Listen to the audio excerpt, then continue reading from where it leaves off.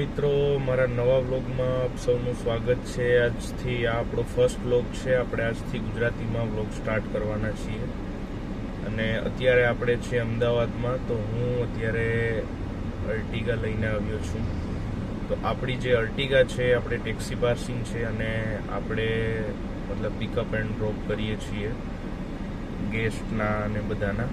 તો આજેથી આપણો એક વ્લોગિંગ ચેલેન્જ સ્ટાર્ટ કરીએ છીએ કે જેમાં આપણે અલગ અલગ જગ્યાએ અને આપણો પર્સનલી એક અનુભવ જે આપણા બધા જે સબસ્ક્રાઈબર હોય છે એમની સાથે આપણે શેર કરીશું કે કઈ રીતે કેવું હોય છે બધું।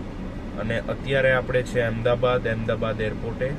અમદાવાદ એરપોર્ટની બાજુમાં જે ભારત પેટ્રોલિયમ છે અત્યારે અહીંયા આપણે સીએનજી ભરવા આવી ગયા છીએ। તો મિત્રો આપણે તમે જોઈ શકો છો અત્યારે સીએનજી માટે કેવડી લાઈન છે। આપણી ગાડી છે અને અત્યારે બહારનો જે તાપમાન છે અત્યારે 40 ડિગ્રીની આસપાસ છે અને અત્યારે ટાઈમ 4 જેવો થયો છે અને અત્યારે આપણે સીએનજી ભરાવા આવ્યા છે।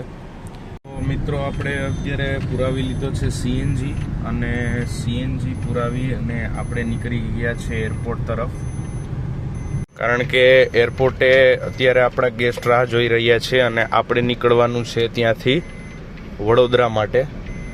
વડોદરા ડ્રોપ છે તો આપણે અત્યારે કરાવી લીધો છે ફૂલ સીએનજી।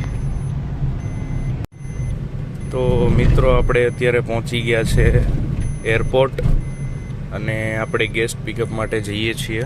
તો આપણે મળીએ હવે સીધા વડોદરા, કારણ કે ગેસ્ટ હોય એટલે એને કમ્ફર્ટેબલ ના લાગે વિડીયો ઉતારવું ને એવું બધી, એટલે આપણે સીધા મળીએ છીએ વડોદરા। મિત્રો આપણે ગેસ્ટને પિકઅપ કરી લીધા છે અને ગેસ્ટ ગયા છે ચા પીવા। તો આપણે પણ ત્યાર સુધી બહાર નીકળીએ થોડા અને થોડા આપણે પણ ફ્રેશ થઈએ અને પછી નીકળીએ વડોદરા માટે। પછી આપણે મળીએ રસ્તામાં શું થાય શું નહીં પ્રમાણે ખબર પડે આપણે। અને ગાઈઝ આપણી ગાડી તમને બહારથી હું એકવાર બતાવી દઉં છું કે કેવી રીતે હોય। અત્યારે ગાડી બંધ કરી અને અત્યારે આપણે એકવાર બહાર નીકળીએ છીએ।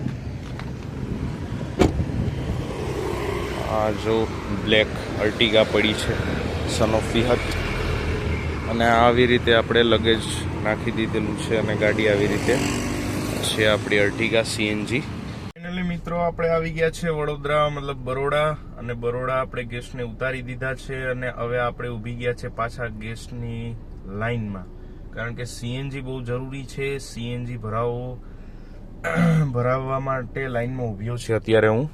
અત્યારે જો પાછી લાંબી લાઈન રાખી દઈએ, અત્યારે આપણે 2 પોઈન્ટ જ છે સીએનજી, તો ઘણી લાંબી લાઈન છે, 10-15 મિનિટ જેવું લાગી જશે। 10-15 મિનિટમાં મતલબ સીએનજી ભરાવી અને પછી આપણે નક્કી કરીએ કે ક્યાં જવાનું છે, અહીંયાથી કઈ રીતે ક્યાં નીકળવાનું છે, અથવા રાજકોટ અથવા તો ફર પાછું અમદાવાદ।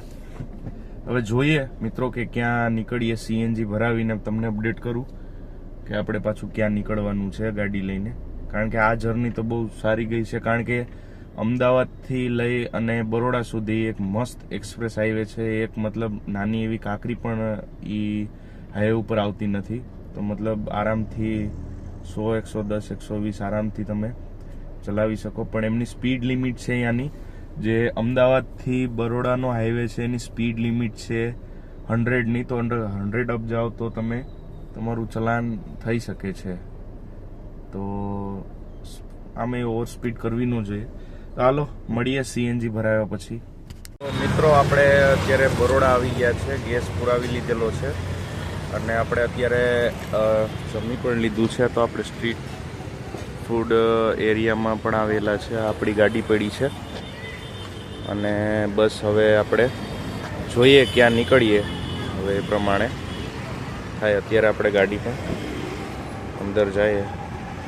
તો મિત્રો આજે તો આપણે ક્યાંય જવાનું નથી, કદાચ રાત્રે સમયમાં કદાચ ક્યાંય કંઈ આવે તો જવાનું થાય, બાકી તો અત્યારે આપણે ગાડીમાં એસી ચાલુ કરીને સૂઈ જવાનું છે। ને કાલે આપણે સવારે મળીએ છીએ ગાઈસ. અત્યારે તો આજે આપણે થાકી ગયા છે એટલે